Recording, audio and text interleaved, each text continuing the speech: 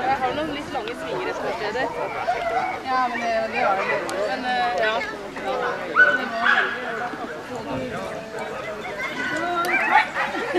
Det hjelper så mye å se. Ja, fy søren. Altså. Det her at jeg trekker dommeren, for jeg var med på det.